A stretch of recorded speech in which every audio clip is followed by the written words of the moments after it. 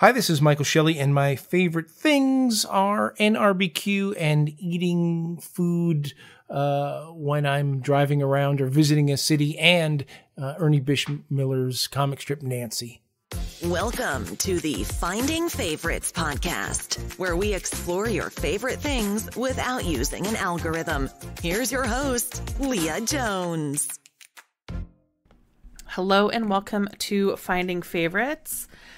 Technically, it's Monday, January 16th, but the records may show that it's Sunday, January 15th, depending on how I upload this week's episode. I spent the weekend with my family. We went to the Blackhawks versus Kraken game on Saturday night and watched the Blackhawks get destroyed by the Kraken. Didn't stop it from being a great night at the United Center. And then yesterday we went ice skating at the Maggie Daley Ribbon in Millennial Park, which is so fun. We were there from the minute the gates opened. We had 11 a.m. reservations. We got there early, and we were there until the Zamboni did its first pass of the ribbon after. So we skated for 2 hours. And by we skated, I mean my sister and I watched the jackets, shoes, and snack situation on a bench by the gate. And our nephews and friends spent 2 hours ice skating, which was really lovely. I definitely recommend make reservations and get there before the gates open so that your skates are on and you're ready to hit the ice as soon as they open for your 2-hour window. This week, I am talking to music maker, and DJ Michael Shelley. I saw Michael perform in 1999. He opened for They Might Be Giants on campus at Millikan. I had his CD, Too Many Movies then. I have listened to it off and on over the last 20 odd years, and we follow each other on Twitter, and I reached out and I said, hey, want to come on the podcast? And he said yes. And so I'm talking this week with Michael Shelley. In the interim, since we talked, he sent me a care package. And I got to say, getting a care package from a DJ is always a blast. Couple copies of, I've got his music. So, and his daughter's. His daughter, Juniper, has a new CD out called She Steals Candy. It is available now. I'll link to it. And her self-titled debut, Juniper. And then he sent me a copy of Michael Shelley, I Blame You, Michael Shelley, Goodbye Cheater. I already had Too Many Movies. And then also Michael is a DJ at WFMU, which is an independent radio station in New York and New Jersey. And he sent me a few CDs made as prizes for fundraising marathons to support the radio station. So I'm excited to have some new music to listen to in my car, which is where my main CD player access is. So Michael and I have a really fun time talking about music, comics, food, road trips. It's a pretty wide conversation. It's really lovely. He's on every Saturday morning on WFMU, but all of his interviews and shows are also archived. So if you like Michael's introduction to NRBQ, then go and listen to some of his archives and see what other music he can introduce you to. So with that, wear your mask, wash your hands, get that bivalent booster, and keep enjoying your favorite things.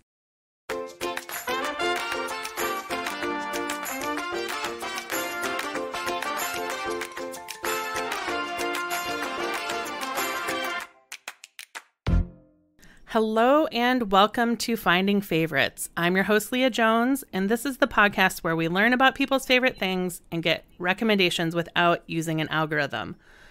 I am joined today by Michael Shelley. He is a DJ on WFMU, which is an independent freeform radio station broadcasting at 91.1 and 91.9 FM in New Jersey and New York. It's also available online. Michael is a musician and a father.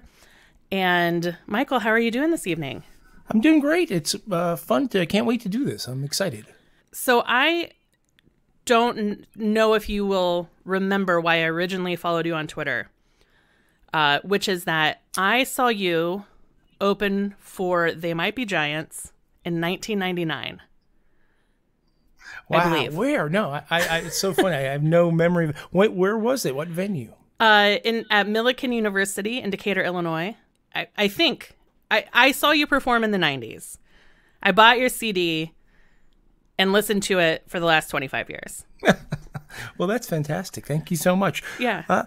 I mean, this is not what we're talking about today, but that's a band that I went to go see before I ever made a record. You know, I was a fan of that band, and then so for me, they somehow got a copy of my second record. I think our mutual friend Laura Cantrell gave them a copy, and the next thing I know, they invited me to go on tour with them, and it was the most fun thing I ever did in my life. Period. And I'm so glad that there's still some people like you that I'm still connected with through that event.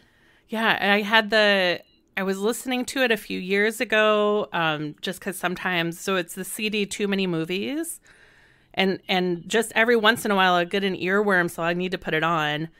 And I was like, I wonder what he's up to. Is he still doing music? And then I found you on Twitter and I followed you, and that is how I know who you are. Well, that's interesting. Well, I will say, just as a plug to you and maybe everybody, or cut this out, that tomorrow a new CD from my daughter, who just turned 18 last week, comes out, and it's kind of this is the second record I've made with her, and it sort of is the way it seems like right now I'm making music is through her. So we kind of work on this together, and there's some of my songs, and we work together and we cover people that we love, and it's so the music continues, but it's kind of now sort of through a different channel. That's great. Where can people find this CD or stream it? It's everywhere you can stream anything. Her website is junipersongs.com. Great. Well, we'll make sure we link to that in the show notes so people can get on board. Yeah, it's fun. Tell me a little bit about WFMU. WFMU is the United States' longest running freeform radio station, and it's a very, very unusual place. All the DJs sort of do whatever they want to do, and I think some people think of WFMU as a station that, when you turn it on, sounds like a vacuum cleaner, a broken vacuum cleaner, you know, that it's not music, it's some experiment. And there are people that play 3 hours of stuff that sounds like that, but it kind of really goes, there's a huge range. And again, it's something that I've been there now. I did my first show in 1992 there, and I took some time off to play music and stuff, but I've always come back. And I've been now on Saturday mornings for about 10 years, and it's just a great community. There's some really, really smart people, some really knowledgeable people, some really interesting people. And for me, I find the more you listen, the more open-minded you get, and the more willing you are to sort of take a left turn once in a while. So it's something I highly recommend. If you love music and you're open-minded, you should check out WFMU. Do you still go into the studio for that, play CDs, or do people, is DJing from home a thing that happens? Well, during the lockdown, we did all DJ from home. In fact, we got some sort of a grant, and people got equipment, and I have a recording studio in my basement, so I kind of had almost everything I needed. But but everybody got microphones and headphones and mixers, and very, very quickly we figured out how to broadcast from home.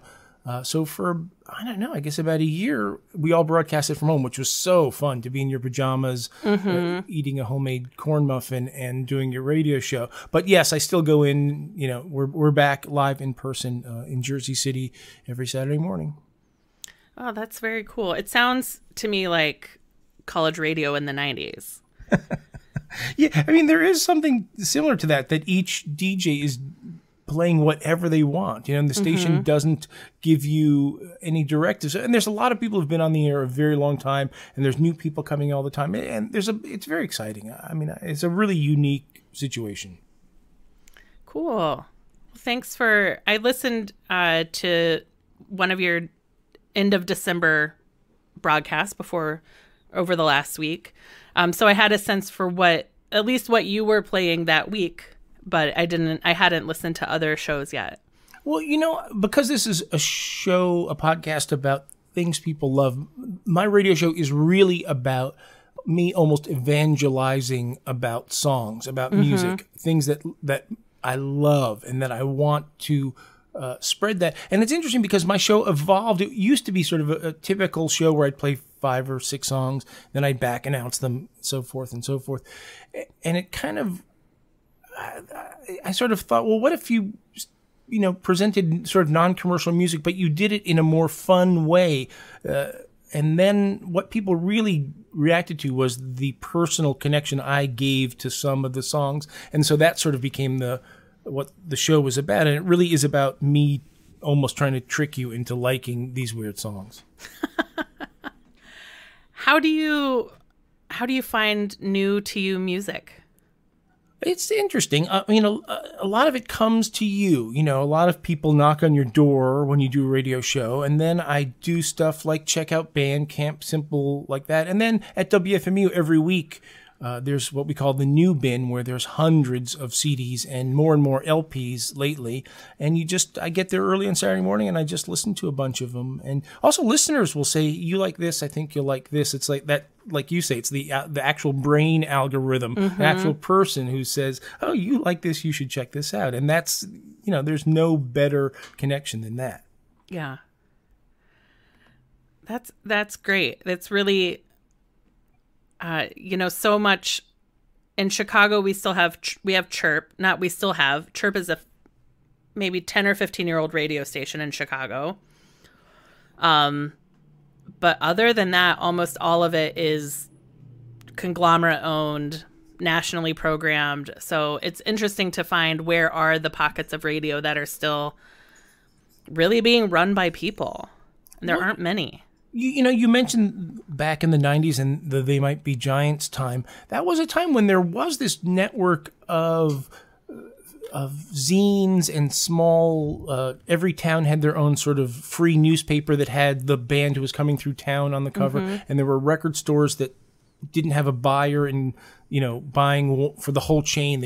Each guy was buying their own store and venues, and these things all work together. Radio programmed locally to help break bands and to help make a scene. And I do think some of that has disappeared, and it's too bad.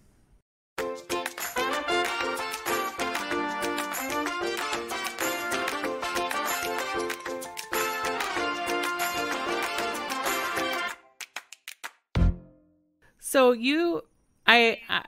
I asked you to come on and you shared with me a lot of things that are your favorites. But what if we start with NRBQ,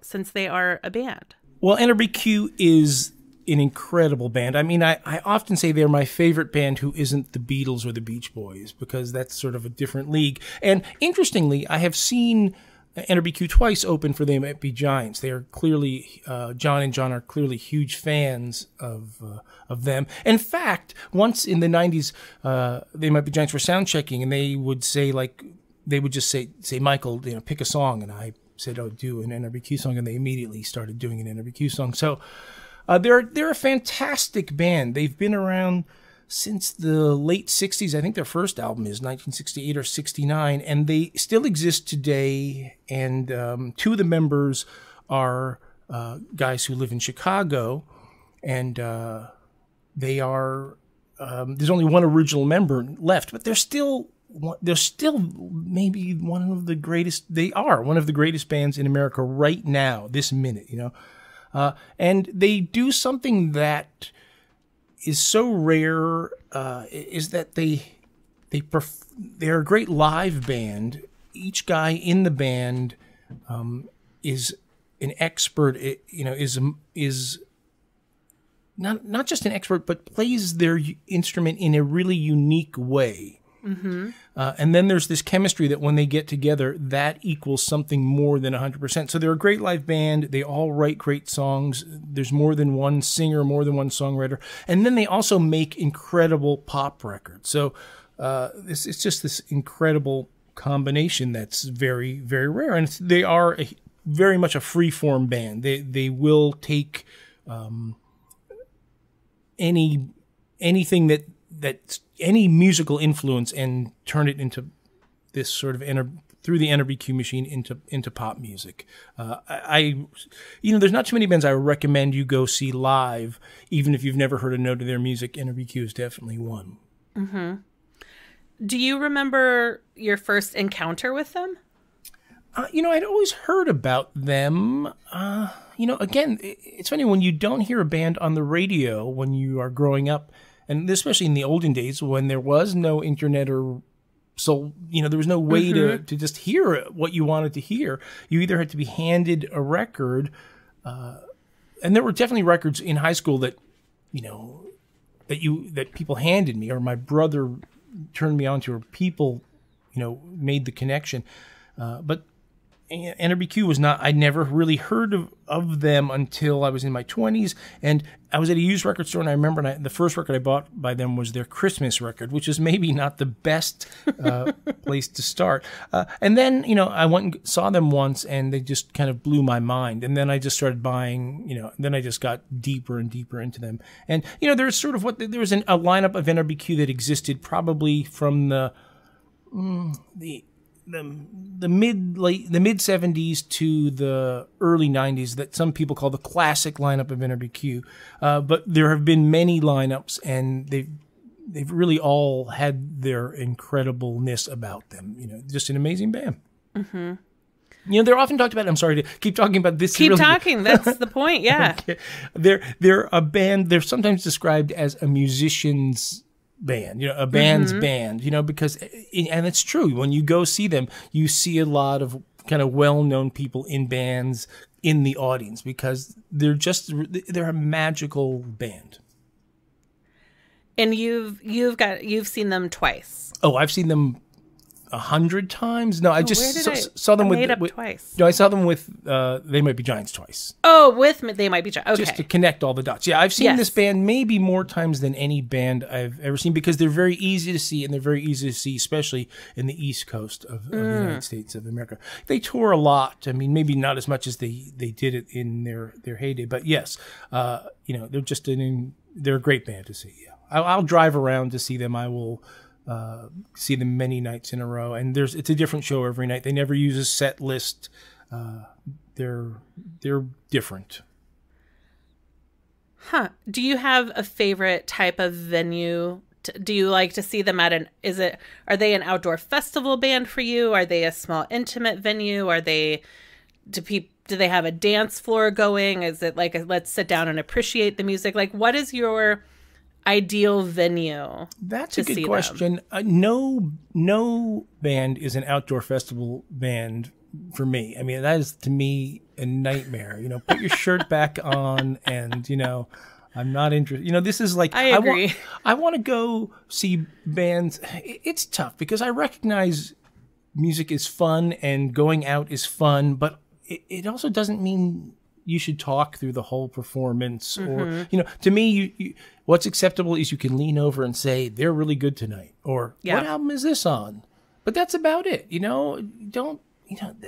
And so I can get really cranky. So I like any band with any venue with great sound where I can see. I generally like to sit these days, but I don't mind standing. So, there is something wonderful about Saturday night at midnight, and you've been standing 12 feet center from the stage because you want that vantage point for 4 hours, and the band comes out, and all of the pain in your leg goes away because the band you're dying to see is right there on stage. Yeah, I agree with you about outdoor festivals. I live in Chicago, which has become the permanent home of Lollapalooza, and I didn't go. I went to Warped once in the 90s. I never went to Lolla when it was traveling. And it has just become truly my nightmare. Like if somebody was going to torture me and put me in my own personal bad place, it would be to send me to Lollapalooza in 2023. Yeah. Well, it's just not about the music. So it's a different experience. It's for people who want to go do that thing. Yeah. I did I just went to my first concert in the Kennedy Center at the Kennedy Center in DC. I saw Weird Al on his most recent tour, so last month, and that was phenomenal. I'd never been in that space before, and I do want to sit. I can't survive standing through a show anymore, which is probably why I don't see as much live music anymore. Is figuring out what's the venue that is going to have chairs out, or at least some chairs out, or some tall stools in the back for me. Yeah, I'm 100. Yeah, something to lean against. I do often bring a big pocket of ibuprofen to a show nowadays. You know, I just know I'm gonna need it. You know, but that's the bargain. So if you were going to program a Saturday morning around this band for people who have never listened before, now it sounds like starting with the Christmas album, not the place to start. Well, it's not. Yeah, it's not really very indicative of their catalog as a whole. You know, there are a few of their albums that I would urge people to start with. At Yankee Stadium is one. Tiddlywinks is one. And I know that they're actually reissuing that record this week or next week. Scraps is one. All Hopped Up is one. I mean, every one of those is a gem. I mean, you could really almost start anywhere, but that sort of mid-period is a great place to start. Yeah, fantastic band. Nice.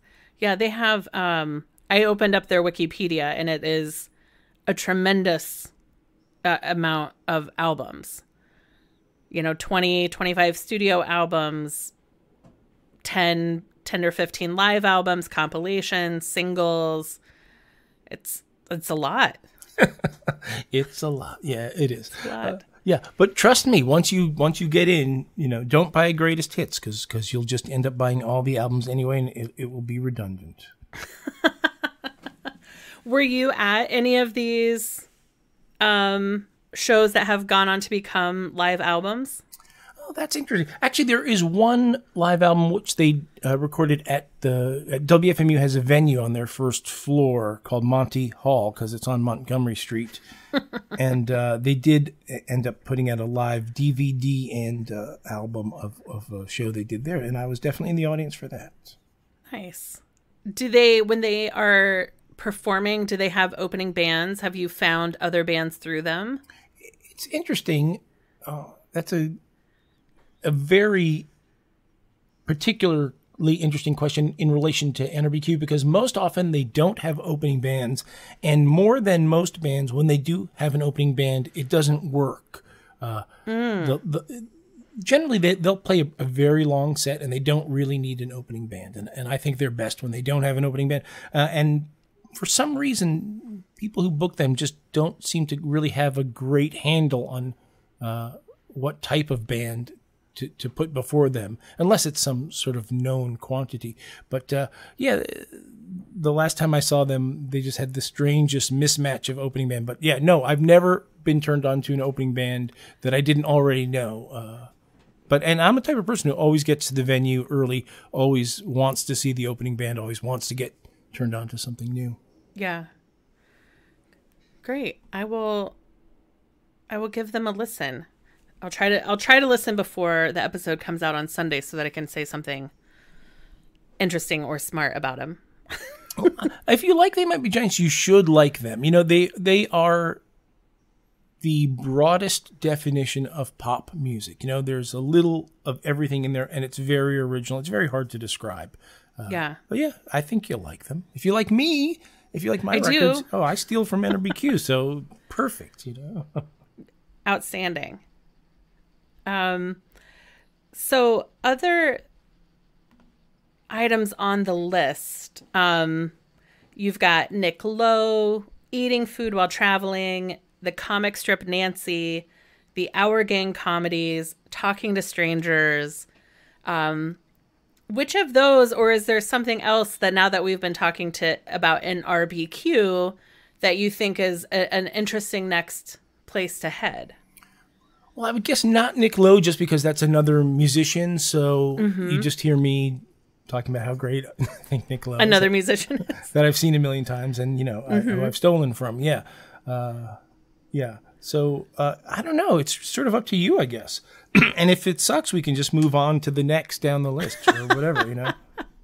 Let's talk about the comic strip Nancy. I'm gonna Google it quickly because I think I know who Nancy is. Yes, I do.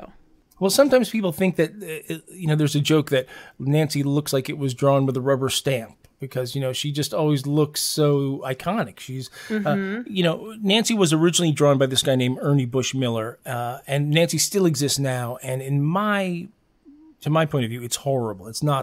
Once Ernie Bush Miller died, a few other people have drawn Nancy since then, and it's terrible now. It's just, it's a disaster. But what I love is the original Ernie Bush Miller Nancy, and he drew it for like 40 years or something. And when I was a kid, it was just in the daily newspaper that was delivered to our house every day. And it's now sort of become sort of a slightly, I don't know, hip type of signifier. People like to a lot of artists reuse images of Nancy, and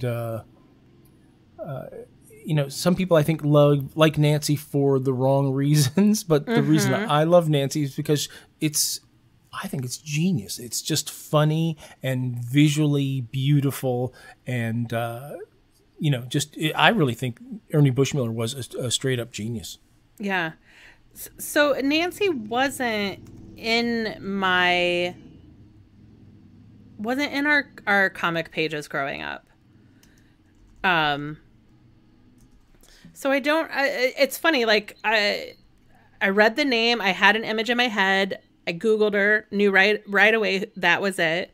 But I wonder, I don't actually know where I came across it if it wasn't, because it was not, and I read the comic pages daily and Sundays, spent a lot of time with it. So I don't know where I would have come across Nancy.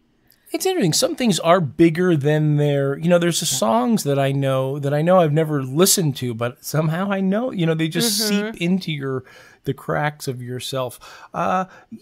Maybe T-shirts or, just bands using Nancy for people posting it on Facebook or whatever.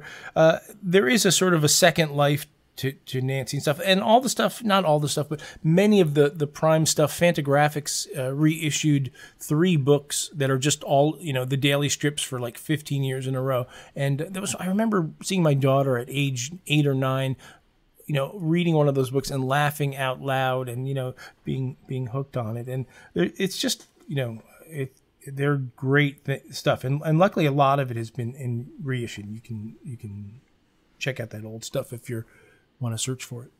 Yeah. So it sounds like you have some compilation books for Nancy. I do have a ton of those, and I have some old comic books also, but you have to be careful with the old comic books because some of them are not written by Ernie Bush Miller. They're just sort of like exploitation comic books or something. Oh. I thought you were going to say just because the paper is fragile. No. Well, they're expensive, but just some of them are, kind of just cash in on the Nancy craze, I guess, of the 50s or whatever. So what is it about them that has kept you coming back? Oh, like I said, it's just that they're as funny as anything. I guess it's maybe that the sense of humor of Ernie Bush Miller really is a good match for me. What he finds funny about the world, I find funny about the world, and the way that he sets up a joke and presents a joke is a real bullseye for me. It's he's kind of clever and wry, but the jokes are simple and clean and very easy to understand. He's got an amazing visual style. It's just very, very unique. It's just, to me, it's easy to appreciate. I mean, I think like some.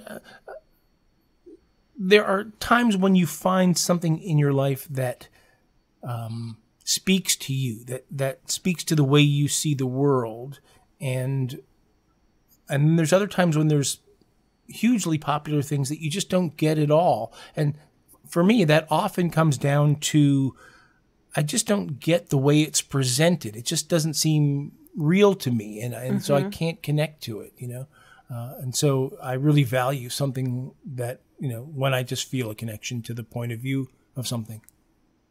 Yeah. It says, so Bush, it says on the Wikipedia that Bushmiller introduced Nancy in 1933 and intended to keep the character for a week and then dump her. But the little Dickens was soon stealing the show, and Bushmiller the Ingrate was taking all the bows. So he had meant for her to be a week-long character, and I guess he also found his voice with her. He was writing this comic strip about Nancy's niece, Aunt Fritz, and she was kind of a flapper type of single girl, a little bit, not a dingbat exactly, but, a single struggling show business person, maybe, and yes, her niece Nancy came to visit for a week and never left, and never grew up. She stayed age whatever she is for 40 years, Yeah, well, as all good comic children do, right? The Snoopy kids haven't grown up. The Garfield has lived 81 of his 9 lives. Right, the Simpsons would be in their 50s now or whatever. Yeah, right. And how did you introduce your daughter to the Nancy comics? Was it, these are books that are just available on the bookshelf and she found her way to them? Or was there a point where you're like, and now I'm going to let you read my favorite comic? No, I think she just found them. I think I was probably reading them and she just said, that looks like something I could and should read. And, you can... It doesn't take long before you're hooked, And he did a very interesting thing, like many daily strips, in that he would, for a week or 2 weeks or a month, there would sort of be a theme. Nancy's having trouble with her neighbor, or Nancy and Sluggo are trying to make money different ways. So each day there's a joke, but there was, the circus is in town for a week. So all 5 strips that week are going to have something to do with the circus, or, and so there's enough of a plot to sort of keep you in, which I think is smart. Yeah. And have you ever been tempted by art or t-shirts or like the Nancy, I was about to say propaganda, which is the wrong word. Memorabilia? Merchandise. Oh yeah, I'll tell you that my house is a minor Nancy museum. There's some Nancy folk art, which there's a few amazing pieces that I've found. There's a bunch of different dolls, plastic ones and rubber ones and cloth ones. There's a music box. There's toys, there's dolls where you pull a string, there's jigsaw puzzles, there's coloring books, there's activity books. Nancy was well merchandised, and we have a decent amount of it. I mean, most of it luckily was purchased before prices of stuff like that exploded. I've had it kind of for a while, but and some old paperback books that were published, back when they were, contemporary, that I found, in thrift shops over the years or whatever. Yeah, I mean, she was Bushmiller wrote her from 2019 for 60 years. No, 6 years, 1922 to 1982. Amazing. Yeah, it's tremendous. Every day, come up with a new joke every day. Wow. Right. And it was in 880 newspapers. I think you'll find a little bit like NRBQ that all the people who like Nancy and Sluggo are smart people. Are creative geniuses. I don't know. There's something that there is a sort of a Nancy club. If you like Nancy, then you're okay with me. Yeah. I wonder what it was about the Tribune Star that said no Nancy for Terre Haute, Indiana. I'm sorry, Leah. Your childhood was ruined. Yeah. I know. Just Garfield, Snoopy, the kids that were always following the map and going into, they weren't following a map. The gag was they drew like the dotted line based on where all the kids went. Family when circus. They didn't go directly. Yes, Family Circus. Yeah. Are there any Nancy items that you are still hunting for, or that you've seen and they're now overpriced and you wish you'd gotten to sooner? Not really. No, also just I'm at a point in my life maybe where I'm ready to divest more than to acquire, if you know what I mean.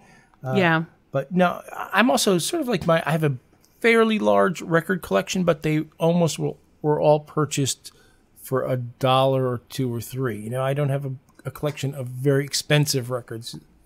I'm much more of a guy who's, in the Salvation Army, or if I go to a record show, I'm on the floor looking at the records nobody else wants, getting kicked in the head sort of by the real collectors. I talked to Kevin Smokler about how he became a vinyl collector, but just talking about using before vinyl got so expensive when you could really give yourself an affordable music education by shopping those $1 bins. I definitely think that records sound really good. I do believe that. I think good, well-made CDs sound really good too, though. And I am one of those people who just wants to have the song, and I don't need to have the original pressing. Oh, hi Kitty. That's Cowboy. Hi, Cowboy. Special guest. Yeah. So yeah, it's not important to me to have an original LP. I'm happy to just have an MP3 if that's the best I can get. Yeah. And I got a daughter to put through college soon, so. Right. Well, maybe she can have a Nancy-funded scholarship. Yeah, about 10 minutes worth of college. Yeah.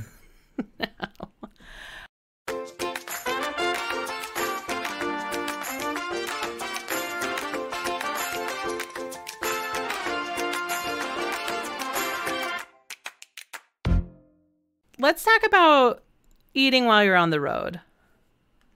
Eating food while traveling. That is such an important topic to talk about. This sort of started a little bit relating to music. When I was 23 or so, I was living in Los Angeles, and I was playing softball with a bunch of musician people that worked in record stores and radio stations and journalists and guys in bands, and it was a terrific, fun game, and I met a lot of people that I'm still really close friends with. And this was quite a while ago. And one of these guys was in a band, and that band, long story short, got signed to a record deal. And they said, "How would you like to be our sound man and go on the road?" And I said, "Sure, okay, and I didn't really know how to do that, but I figured it out." And I had never traveled too much around the United States of America. And so this was 1987, 88, something like that. And it is that time we were talking about earlier when there was booming college radio and, indie music press and lots of little clubs to play. And so that band, so I got in a van and for a year drove all around and saw all of America and saw lots of college campuses. And one of the things they had was this book by Jane and Michael Stern called Road Food. And it listed by state and by region. Their original idea, they originally wrote two books, one called Good Food and one called Road Food. And Road Food was really about food that truckers liked, food that had to be 5 miles or less from the interchange. And then Good Food was about regional food, and they sort of combined these books and put out, and this is like a 4-inch thick book, and we would, you're driving 400 miles a day or whatever, and you're cold and you're all sleep. We would all sleep in one hotel room. We would sneak in and sleep on the floor, and you had no money, and et cetera, et cetera. And so you would really look forward to whatever the meal was. And I ate, my mother did not cook anything particularly exotic, and we didn't, there were no barbecue restaurants or New Orleans restaurants or whatever. So it was just really important to learn to find that place, or otherwise you're eating at, the Denny's, which is fine, but you just don't want to do that too many times if you're out on the road for that long. And so by the time I was touring, again, we would, that was a huge, huge thing to place a lot of importance on, was finding the regional best thing to eat. And when my wife and I got married, we drove across country for 5 weeks for our honeymoon, and we averaged over one restaurant per day out of the road food books. Because by now, by the time we got married, there was like 20 editions of these books. And now, of course, there's a website. I think it's roadfood.com. And you can search all these restaurants, by state or whatever. And there's lots of other resources for that kind of thing. But, we sometimes it's just a piece of pie somewhere. But to average more than one per day for 5 weeks is eating an incredible amount of good regional American food. And it's just a great way, even now when I travel anywhere, if I go, we were in London in November, and one of the great things you do is you just pick, well, I want to go to this restaurant and this restaurant, and that kind of, okay, what's near that? It's just, it's a good pin to stick in the map. Are you, so when you're traveling, you like to read through a guide and plan the day around the food? Well, that's one of the factors. I mean, there are definitely times when you travel when it's not about food. I love going to Yellowstone Park, one of my favorite places in the world. When you go up there, you don't worry about food or things like that. But yeah, if you are, but it's just what I said before. Is you could be at the Denny's and literally 7 minutes away could be the place that invented the breakfast burrito, and that's and that's going to be something you shouldn't, with just a little bit of scratching the surface, you can find that. And to me, it's so worth doing. And it's a way to see where you are and to get a little bit off the beaten path. It just, food is a great door into what a place is all about. Yeah, I have, I do love eating when I'm on the road. But I feel like when I'm driving, I am not very adventurous on my road trips. But when I'm traveling somewhere and I don't have a car, I am much more likely to seek out, either I'm traveling with someone who does the research and tells me where we're going to eat. I'll say yes to whatever restaurant my traveling partners have found. Or I'm happy to go and stand in the middle of a plaza and look around, look for the busiest place that doesn't have a line. I don't like waiting in line for food, and find somewhere to eat just by looking at the crowds and who's around. There's a place in Chicago I went. Now this is a ways back. I was in Chicago for a wedding, and we found this place through the road food book, and it was a sort of mostly a breakfast place.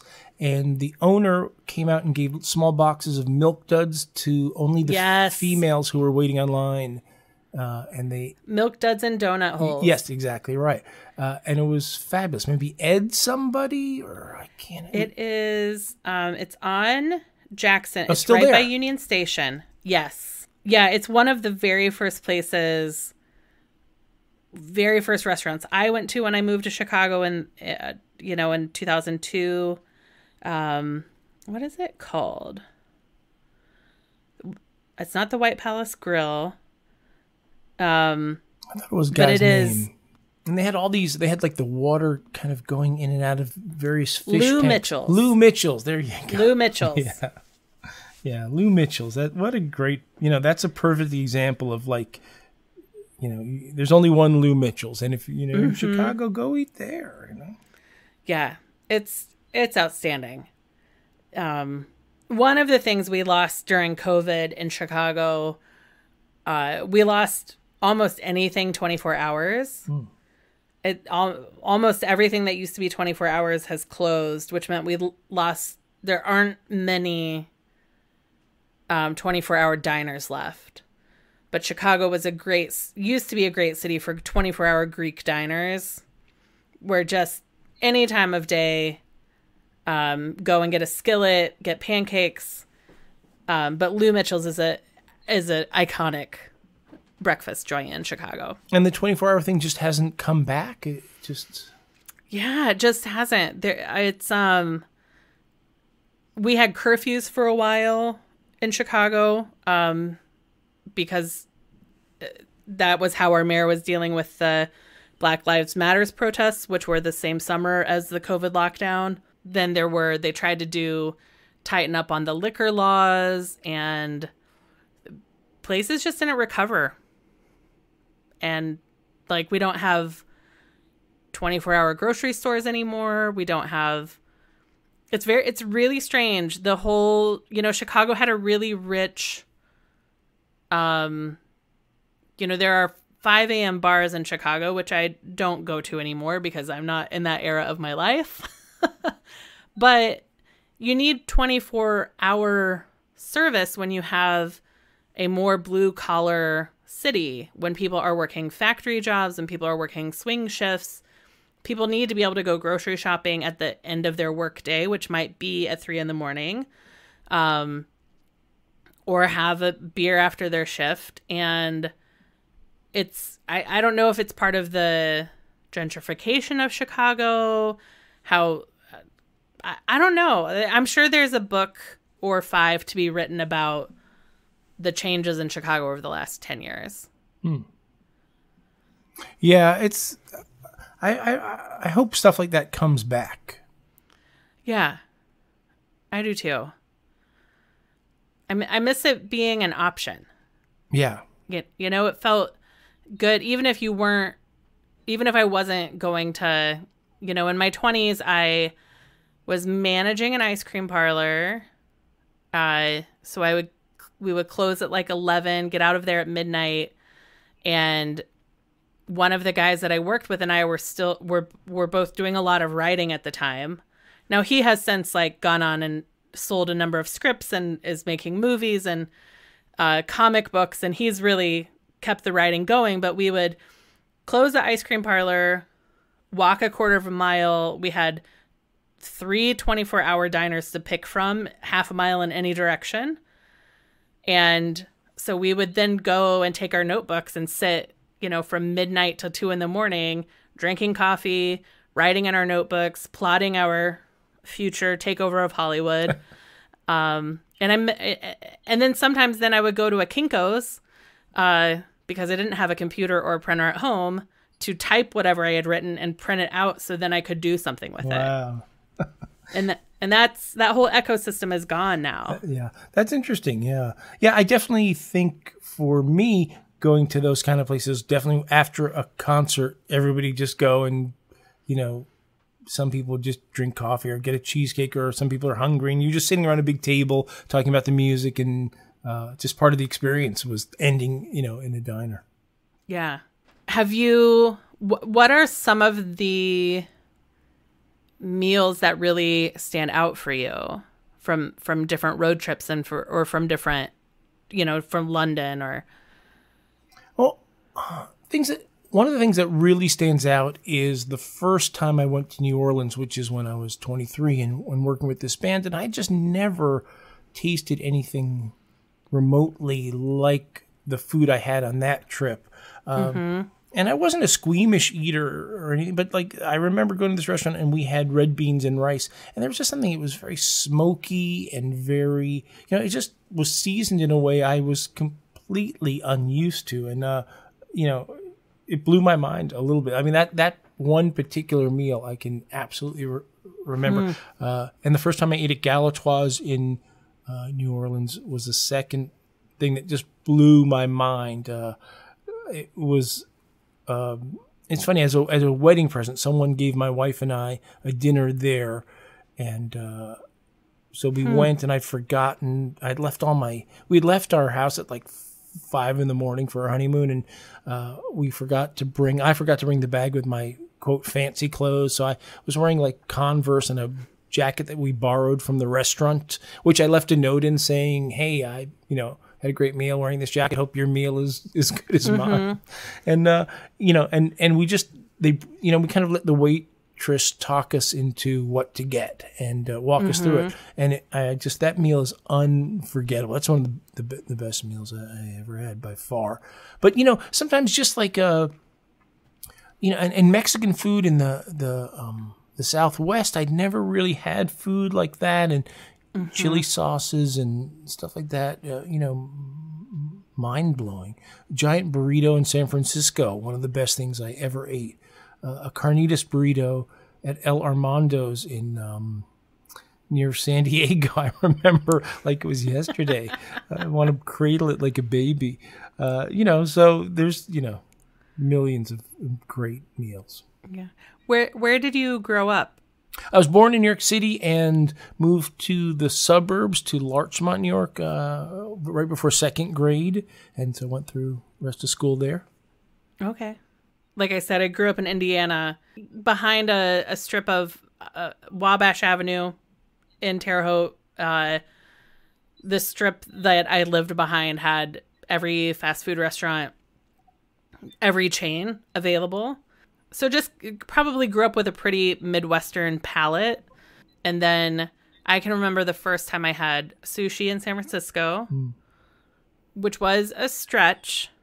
Now I really like it. And I did like some of what I had that first time I had sushi, but it was really like a stretch by texture and taste. There was a lot happening. But enough by the first time I went to Japan, I was able to have sushi and enjoy it. And that was only maybe 5 or 6 years later. But recently I was in Israel and went to a place called Taizu, where it's a Pan-Asian, I don't know if it has a Michelin star, a Michelin bib restaurant, where you could either order off the menu or the staff could interview you and then just bring you the dinner they see fit. And we did that, where we let them interview us about, and not just what are allergies, what are things you like and dislike, what's on and off the table for you. And the only thing I said that I wouldn't eat was they had some very dramatic whole fried fish. But I feel like I don't know how to eat a whole fried fish. Like, I don't know how to attack it. Like, how? I got a little bit of anxiety around, I couldn't imagine how to eat what I saw people being served. So I was like, that's the only thing I don't want to be served, because I think I'll look dumb eating it, and I'm afraid to ask for help. But anything else, I'll try anything else on the menu. I've had the whole fried fish in like the Caribbean, places like that, and I always find it a little disappointing in that there's a lot of bones and eyes and skin, and like it always turns out to be like less good part than you think. I'm not afraid of it. It's just like it's kind of more of a show, I think, than it is. At least the times I've had it. So, yeah, I usually avoid the whole fried fish. Have you ever been to this or heard of this restaurant called Zahev in Philadelphia? I've heard of it. That's one of the best meals I ever had. It's an Israeli place, and they just bring you lots of little bowls, and it's really mind-blowing. Yeah. Yeah, there's a place in Chicago called, is it Fiya? Fiya, which is the food of the Levant. They have a coal-fired or wood oven where like all the pita and the chicken's coming out of this wood fire in the middle of the restaurant. And incredible hummus, like I'll get hummus with gribnis, like fried chicken skin on top of it. Phenomenal. Oh, wow. And a little bit of lemon curd. You're blowing my mind a little bit. That's bizarre, but okay, I'm in. It's so good. Have you ever been to? I would say Rome is one of my favorite food cities. Like, you can't put a bad mouthful in your mouth. It's just everything is good. And you think like, well, they have the same ingredients we have. Why is it so much better? But everything there was just wonderful. Yeah, I went to Rome for 24 hours. Not enough time to go to Rome. And the best meal I had while I was there, I was admittedly quite hungover and trying desperately to see the things you're supposed to see when you're in Rome, but also you want to die. And I was with a coworker, and we kind of just followed a group of construction guys to a sausage, like a little sausage joint. And it was sausage that was on the grill with wilted spinach and in a beautiful roll with the coldest Coke I've ever had in my entire life. And it was one of the best meals I had that winter. Yeah. I got to work in London for a winter. And it was this sausage on a roll in Rome. Wow. And then I felt fine. It did all the work. Yeah. There's a reason, those weird like food trucks have a line at 4 a.m. Yeah. Yeah. Yeah. That's something that Chicago also hasn't. Our city council wrote such restrictive rules around food trucks that even though we have them, we don't have a thriving food truck scene like most major cities do, which is a bummer. Yeah, I'm not a huge food truck user, but where we live, I live in the suburbs of like 14 miles away from Manhattan, so close, but there's not too many food trucks around here. Yeah. Yeah. Do you have some go-to meals in the city in Manhattan? There's old places I like to go just for sort of old time's sake, but so many of those are disappearing. And more celebratory kind of nice-ish places. But there was, did they do Restaurant Week in Chicago where they have, a meal for $22 or whatever?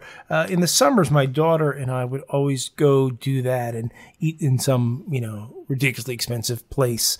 And I always sort of enjoyed that, just a chance to check out some other level of cuisine that you really can't quite afford otherwise. Yeah. My dad and I, a couple years ago, we went to New York to pick up some of he had some sculptures that we had put into store. He was in a show he had some sculptures in a show. We put them in storage in New York. And so this was the trip to recover the sculptures and bring them back to Indiana. And he had seen a 60 Minutes about the place in New York that I think originated the porterhouse. Like something like a 60-day dry-aged porterhouse. And he had seen it on 60 Minutes and it had been on his list of places to eat. And so a couple years ago, we went there for dinner and we split a porterhouse and maybe like a shrimp cocktail because you don't need much more because it is such a huge meal. And that was that was phenomenal. Do you remember what place that was? Was it in Manhattan or Brooklyn? It was in Manhattan. Let me see. Well, now there's a place called Porterhouse and that's not helping me. Delmonico's or Gallagher's or the Old Homestead or it might have been Gallagher's. Let's look at pictures Keen's there. Or I'm looking at some pictures. It was Gallagher's. Yes. Yeah, with that huge vault of beef as you walk in. Exactly right. Yeah. On the sidewalk you can see all these. Yeah, it's not appetizing for some people. Yeah. Right. So that's where we went, and it was an amazing meal on like a rainy Thursday night in Manhattan. You're making me hungry. Well, we're coming around to the end of the hour, so you'll get to either go have dinner or have an after dinner snack.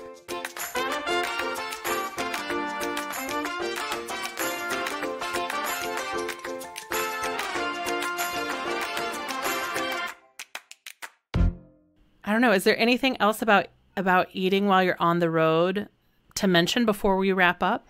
I don't think so. I think that's covered. I think. Well, Michael, this has been an absolute blast. Oh, I could talk to you for eternity.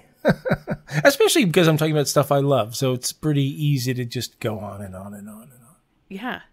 It has been one of the delights of doing this podcast is that, I think as adults, we get asked about our careers, so we can answer all the job stuff. You might get asked about your love story, but we don't often get a chance to talk about our hobbies or the things that we love. Like, it just doesn't come up much. And so I have really enjoyed the opportunity to have, now 130 conversations like this. Yeah, it's a great idea, certainly for a podcast. Yeah, to get a conversation flowing naturally that's not just about flogging your new book or your new whatever you're trying to flog. Yeah. Yeah. Well, we should mention on mic that you listened to a little bit of the conversation I had with Mike Sachs about Over the Edge. So Mike Sachs was a guest of mine. He had some books coming out, but we were talking about the movie Over the Edge, one of his favorites. And you actually went on set of Over the Edge. Yeah, my mother was an actress. Well, she's still an actress. She's 92 now, but and she plays the principal of the school that the kids all blow up or whatever in that movie. And so it filmed during the summertime, so I just went out there and stood around and watched them film that movie for a few weeks. So it's a close, near and dear to my family's heart, that movie. That's I love it. I love that small world stuff. And great soundtrack too. Yeah, I still need to watch the movie. I remember it when Mike and I were talking about it. I'm like, I remember seeing it's in there. I remember seeing it on TV, kind of locked in between all of Summer in One Day, that like half-hour movie or television event, and maybe some horror movies about prom and the girl who killed everybody with the mirror. Carrie. It's locked in there. That's where it's locked in the 80s part of my brain. Michael, where can people find you online or catch up with you? Well, good question. The radio shows are all archived. That's one of the things that makes WFMU very unique is every single show is archived for eternity, and my shows are at wfmu.org/Michael. Very easy to find chronologically there. And the interviews I interview a lot of music makers, and those are podcast without all the rest of the show, just the interview portions. So you can just search for me and wherever you get your podcasts and and you can find my website at what's it called, michaelshelley.net, and that's information more about me and as a music maker. And if you want to, buy a bunch of old CDs and get them out of my basement, that's where to do it. Or just go on Spotify like the rest of the world. And the old records, the ones you bought, they are up on Spotify, and they still do connect with people. And it always surprises me when someone posts something on Facebook who doesn't know me and they post one of my songs, or somebody still once in a while is like, what's the chords to this song? Or like, there's still a little bit of movement in that stuff, and that I find that I love that. Outstanding. Well, Michael, thank you so much for joining me tonight. This has been wonderful. Oh, so fun. If I ever get to Chicago, we'll go to Lou Mitchell's and we'll get some Milk Duds. Yes, and I will look up the Flat Five. Sure, it's a deal. Thank you for listening to Finding Favorites with Leah Jones. Please make sure to subscribe and drop us a 5-star review on iTunes. Now, go out and enjoy your favorite things.